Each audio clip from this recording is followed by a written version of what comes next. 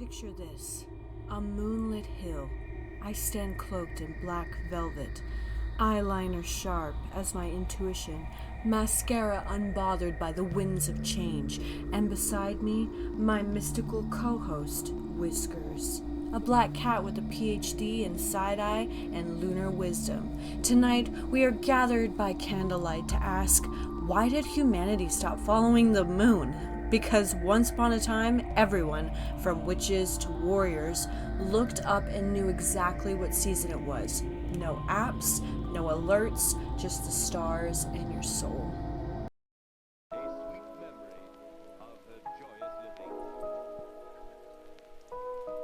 Welcome to Kiara Spirituality podcast, where we spill truth like sacred tea, stir the cosmic pot, and steep deep into the mysteries of time, intuition, and the divine. I'm your host, Kiara, psychic, healer, and that girl who still writes in her moon journal while the rest of the world is on a Google Calendar.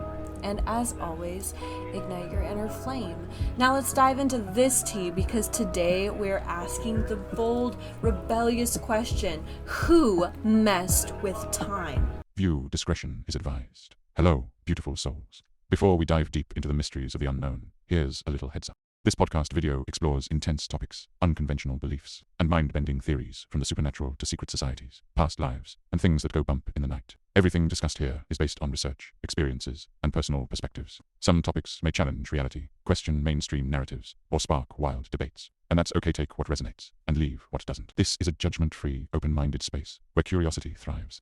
If you are easily spooked or uncomfortable with deep dive discussions on the strange and mysterious, proceed with caution or click away.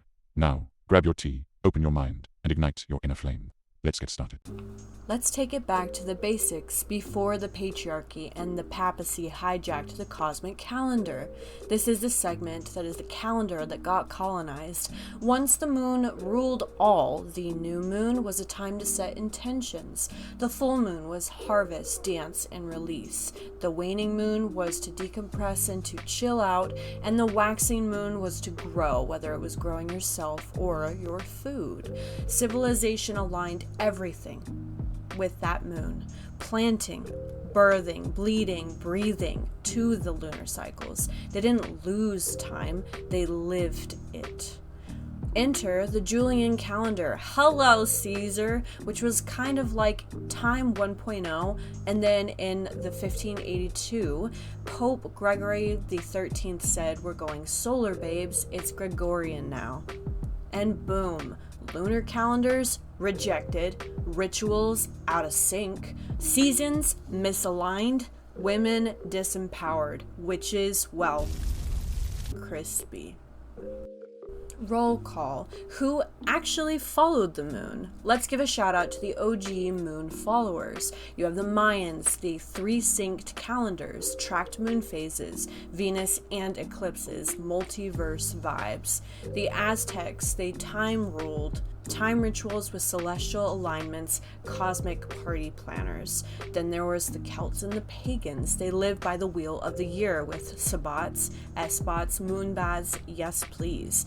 The Vikings traveled by moonlight and star maps. No map quest, just Thor's glow. Witches, of course, every spell, brew, and prophecy followed the lunar clock period. The ancient Chinese, Hindus, and the Muslims still use lunar and lunisolar calendars for festivals and rituals today. Respect.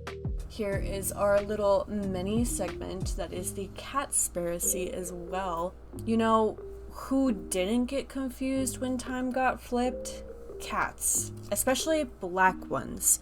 Ancient Egypt worshipped them, but then the same empire builders who erased the moon from time decided cats were bad luck and witches were demonic.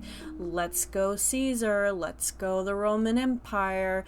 Let's be real. It wasn't about bad omens, it was about fear of the feminine power, and I guess cats as well. Because the moon is feminine, intuition is feminine, and cats are divine.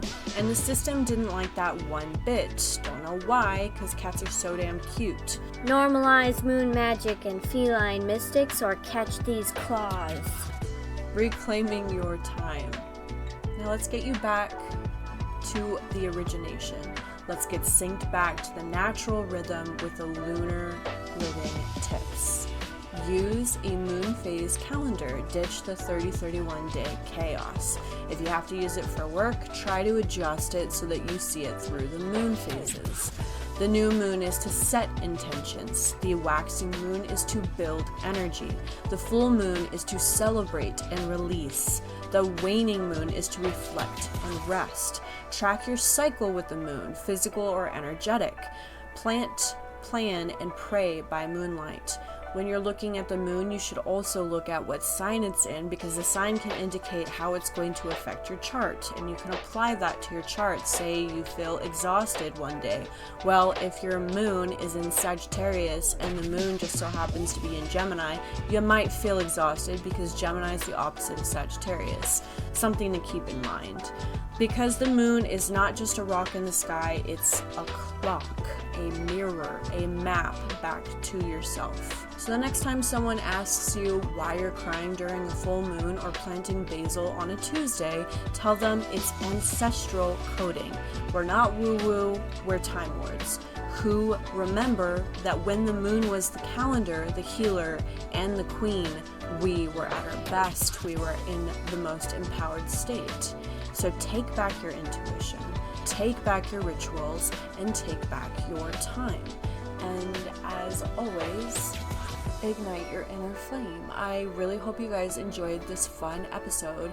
I was inspired to do it by my partner and by my cat. And I had a couple of fun props, so I hope you guys enjoyed that, and let me know if there's anything you guys want me to do an episode on. I have a couple of really exciting ones coming up in August, one about red light therapy, and I'm thinking about doing another one on ghosts if you guys are interested. So thank you guys so much, and have a wonderful rest of your day.